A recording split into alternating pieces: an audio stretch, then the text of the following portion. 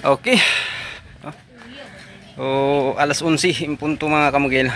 So ito na yung natapos namin sa kalahating araw, no? Itong part na to sa pinakami na bahay tapos na sa pag-flooring. So ngayon tanghalian na. Tanghalian na yung mga trupa. Siyempre pagka ganito mga kamugil, kailangan natin yung pagkain talaga. Kasi buhos yung lakas kapag ganitong klaseng trabaho. Ang ulam natin, no? Books! Books! Kaon ba? Ay, pa. Biyag kaon ba? Ito na lang mga kamukilo. Bubuhusan namin papunta dun. Kaso hindi ko matatapos itong mga kamukilo hanggang dun. Kasi may kanal pa pala to dito. No? Para sa barangay kanal. Huli na nasabi ni kliyente sa atin. So hanggang dito lang mamaya yung buhos namin. Gagawan muna natin ng kanal dyan. Punta dyan, no? Para wala nang problemahin pagka umpisa na yung barangay kanal. Dugtungan na lang punta dun. Ayan, ito na yung natapos namin. Dito na part itatiles to. Ayan, papunta dun. So dito sa labas hindi na itatiles to dito. Kailangan mapatag to ng maayos. Mabuli natin ng maayos para magandang tingnan. Kaso lang yung kalangitan mga kamukilo, makulimlim na naman, wag lang sana, no? Ito yung kauna-unahan na project ko, nagbuhos ako ng flooring na wala pang bubong.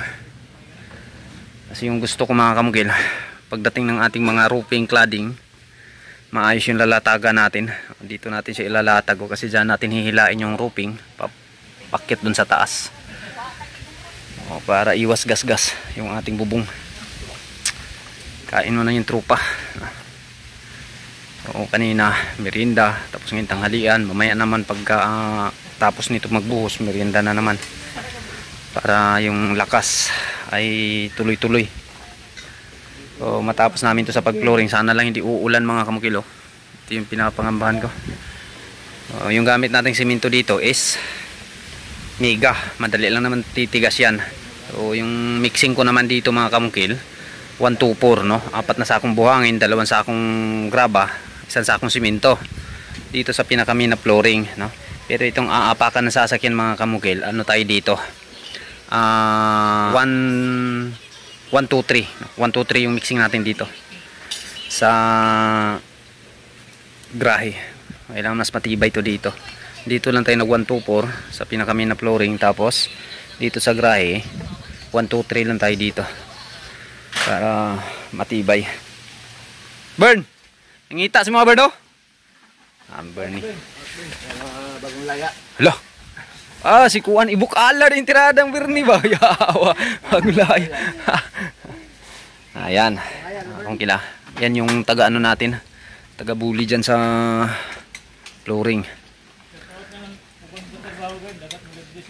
Hala. Yan. Lahat daw ng mga magpapatrabaho kontraktor, sana pagka ganitong trabaho kailangan yung pagkain, no? Pagkain talaga. Minsan kasi mga kamukil sila, yung iba nilang natrabahuan walang libre, no? Pagka ganito kanya-kanyang pagkain. Kasi yan sa mahirap, alam natin na napakapagod ng ganitong klaseng trabaho. Importante pagkain, pagkain talaga.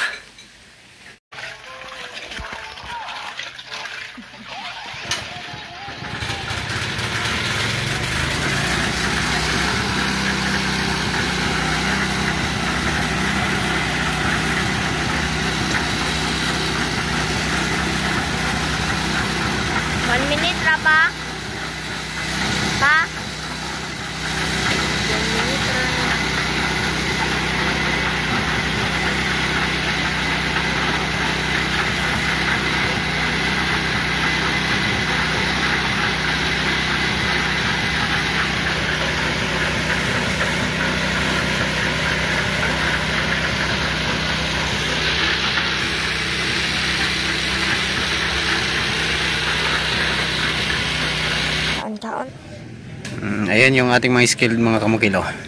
Trabaho pa, no? Tala yung ating mga laborers, oh. Ano?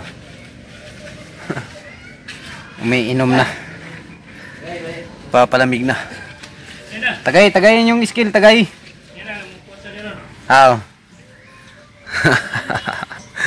Oh, yun yung pinapangarap nyo maging skilled na mga labor.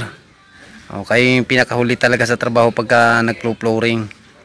No. Oh, yan na. Tapos na natin yung pagpo-flooring oh, sa buong bahay. Abi. Alas 8 kami nag-umpisa, hindi ko maano kung paano nila trabaho, no? Nandito naman ako laging nagbabantay. Alas 2 pa ng hapon tapos na. Ayun, nagbili tayo ng isang kiss. Kung kulang dagdagan pa natin para masaya naman yung ating mga kasama sa trabaho. Yan, thank you.